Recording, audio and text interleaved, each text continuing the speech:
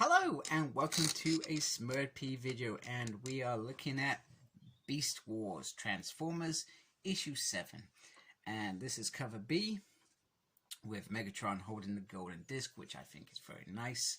I've been trying with this series to go for cover B's rather than cover A's, and so far I'm not seeing many variants. I'm not sure if that's because who I go to isn't picking up the variants, but there are not many variants. And to be honest with you, I'm really big into Power Ranger variants, so I'm trying not to get sucked into variants with anything else.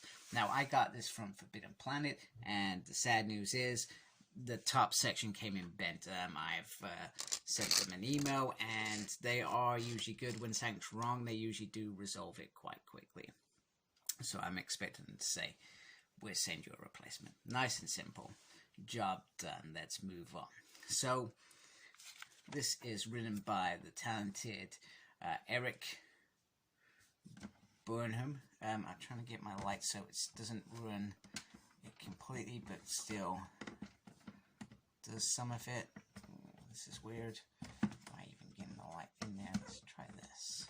No, that just made it worse, didn't it? Okay, right. That's a little bit better, isn't it? Oh no, that's worse. Let's leave it like that. I would do. Right, so this is written by a talented Eric Burnham.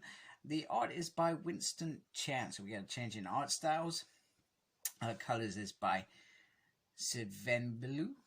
I believe I pronounced that right. I probably didn't, so apologies there.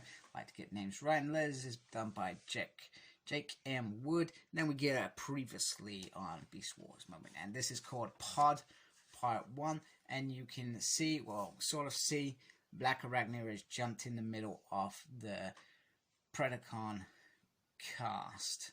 Now, I guess the interesting fact there, sorry, perhaps not, because you got Dinobot here, you got Skull there, so it looks like she's in between. Where is she going to go? She can go south, she can go north of the border. Now, we have an interesting training session with Primal and Dinobot.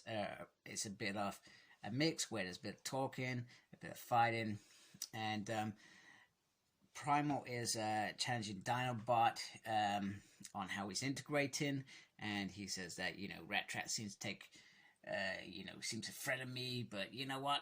I'd kill him if we was in real fight. He said, well, really? Do you think you can? Because I'm not seeing much, which sends him off the rocker. And boom, we get this nice little transformation section there, which I like. I would have liked an in-between bit there. I feel like that would have been very, very cool. But so far, I have enjoyed the art in here. It seems it's really nice art. You can see some of the details going on here. This is some good work here. Not that previous wasn't any good. I thought that was all right as well. Just different styles, and sometimes we appreciate those styles, sometimes perhaps not, but each artist has to give their own take on it. Otherwise, we would criticize them, I'm sure, for, oh, well, you're too like him. You're just copying people. Do you know what I mean? So it's catch-22 for artists. You either go original, make it your own, or you get considered a copycat. Now, this scene reminds me of a scene during X-Men where Wolverine, I can't remember if it was Colossus as well. I feel like Wolverine, maybe it was just Wolverine. He's severely damaged by Proteus, who has messed with his mind with some mind warping, etc. And Cyclops challenges him into a fight to get him past it, etc. And similarly here, this is what Primal has done here. So very, very, very good. I enjoyed it. However, he's still recovering. He's still recovering. He's not perfect. So they start charging him up in the restoration room, and Primal says, our intention is not to go out attacking, but our shields are strong enough. You're allowed to stay in these shields and they will protect us. And Dinobot says, don't underestimate your enemy, because they will take advantage of what you think is your advantage, if that makes sense. Megatron, meanwhile, is scanning the golden disc, and he gets this message. Now, this message is certainly interesting because in the show, it was G1 Megatron who left the message. However, on this, it looks like Megatron has somehow left him a message around Transwarp Drive. Well, it looks like Beast Wars Megatron and not Megatron. So I'm not sure whether that was intentional or maybe the artist, and I'd be surprised if the writer, from what I'm experiencing reading his stuff, haven't watched the series, because the writer would correct say, actually that's meant to be G1 Megatron, or he would know from watching that show, because if you're taking the concepts of these characters and what he's drawing from that show, surely you've watched it. Makes sense. So I'm not sure if that's an epic fail or something good. However, the message doesn't get cut through, so he doesn't get it because it's corrupted, so he doesn't know what's going on. So it's either a message from him future self or from G1 Megatron, like it was in the show. Meanwhile, Scorponok is telling the team we've got to go get energy on. He also says the Maximals won't attack us, so we've got to make sure that we're powering up our skills, our power to be ready. We also get a moment from Skull, who is apparently a she, which I didn't realize, nor does it matter, to be honest with you. They're Transformers. She wants to go join because she can carry the most thing. However, Pterosaur kind of puts her in a place, and it's not the fact that you don't want to come. It's the fact that you're too slow. It's slow in the head. And then Waspinator says, why'd you do that? And he says it's all about control, because that is pretty much one of the most powerful Predacons on the ship, because she is.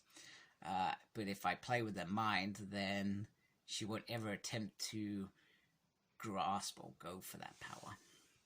Meanwhile, like in the show, we have a pod falling to Earth. We know this was going to happen, and Black Arachnia is free. She has been given her modes, etc., and she is going to get an update, which will take 2 cycles. So she goes exploring.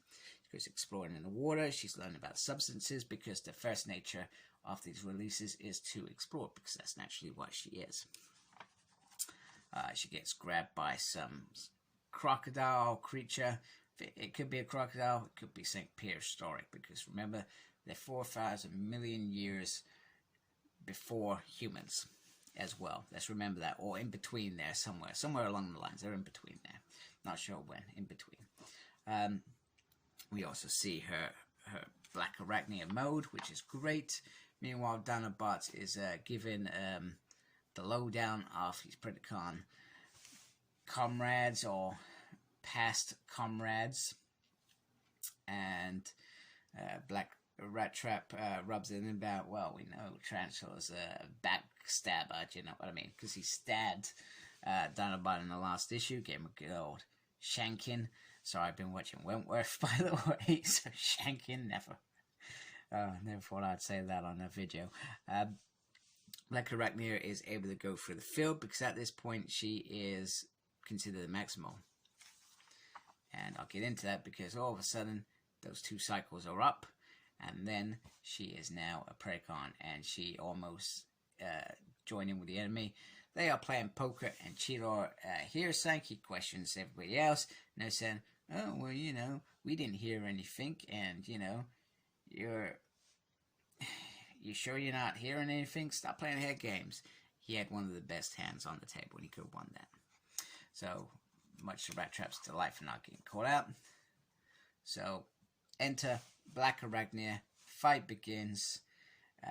Cheetor tries to say, well, you're a Maximal Explorer, but sometimes you could be tainted by your environment. We don't have to fight. But she is a Predacon. She's been corrupted, probably by tarantulas, like in the original show. And Cheetor gets a message off the Primal, but that is it. He is taken out. To be continued, Black Arachnia has joined the Beast Wars. And we are looking forward to issue number 8. We have Maximal Mailbag in the back, which I'm not going to read to you, but there's always some good art. Some great art down there as well, which is very awesome. And lots of lovely, lovely letters. And some very, very cool stuff here. These are cover A, cover B, and cover R, which is, I guess, the variant.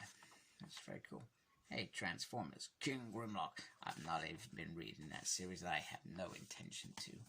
To be honest with you, I know they've been releasing the hardbacks for that second new run of IDW, but I'm just going to skip it completely.